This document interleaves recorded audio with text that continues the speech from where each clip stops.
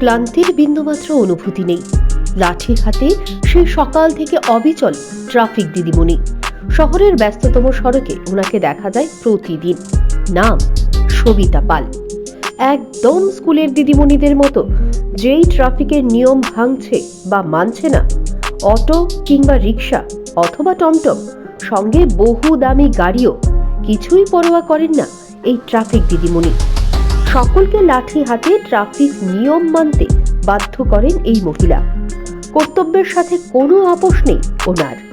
রোদ বৃষ্টি উপেক্ষা করে প্রতিদিন তিনি ডিউটি চালিয়ে যাচ্ছেন আগরতলার রাজপথে। চাকুরি জীবন ওনার শুরু হয়েছিল 1992 সালে হোমগার্ডে। এরপর 1995 সালে সবিতা দেবীকে ট্রাফিক দপ্তরে আনা হয়। সেই 1995 সাল থেকে এখন 2024 সাল চলছে। শহরের যে কোনো প্রান্তে একই নিষ্ঠার সঙ্গে কাজ করে চলেছেন এই ট্রাফিক দিদিমণি। কাজটা ট্রাফিকের করলেও সরকারি খাতায় কিন্তু তিনি এখনো রয়ে গেছেন হোমগার্ড কর্মী হিসেবেই। তাই ওনার একটাই আক্ষেপ, আজ পর্যন্ত তাদের মতো হোমগার্ড কর্মীদের নিয়মিত করা হয়নি। অত্যন্ত আফসোসের সঙ্গে রাজ্য সরকারের কাছে চাকুরির শেষ দিকে এসে নিয়মিতকরণের আবেদন করলেন এই ট্রাফিক দিদিমণি।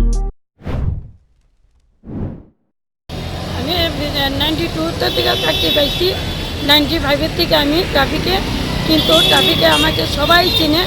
আমার যতটুকু কর্তব্য আমি এতটুকুই ক্ষমতা দিয়ে আমি এতটুকু কাজ করি, কিন্তু আমাকে এমন লোক বাদ নাই যে না চেনে। কিন্তু সরকার আওয়ানা আমাদের একটু ভালো এলো, একটু মাইনেটা বাড়াইলো, আর কিন্তু যদি আমাদের একটু রেগুলার করে দিত আমাকে, তাহলে আমি একটু একটু আনন্দিত হতাম যে না, আমাদের এই কাজটা করছি সবচেয়ে বেস্ট, আমি আমার লাভবান হইলাম যদি আমাদের রেগুলারটা করতো।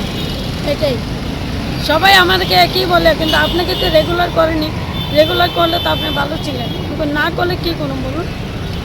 এটা যদি আমার বক্তব্য আমি এখানে শেষ করলাম। এই ধরনের সৎ নিষ্ঠাবান সরকারি কর্মচারীদের আদতেই কি মিলবে যোগ্য সম্মান? এই প্রশ্নটা রইল আপনাদের মতো শুভ বুদ্ধি সম্পন্ন লোকেদের প্রতি। কেননা জনতা জনার্দনের সেবা তো করে চলেছেন সবিতা দেবী। তাই ওনার প্রাপ্য অধিকারের জন্য জনগণকেই হতে হবে ওনার প্রতিবিম্ব কণ্ঠ। কি বলেন আপনারা? এই ট্রাফিক দিদিমণির জন্য আওয়াজ কি তুলবেন আপনারা? বিশেষ প্রতিবেদন, নিউজ প্রাইম ত্রিপুরা।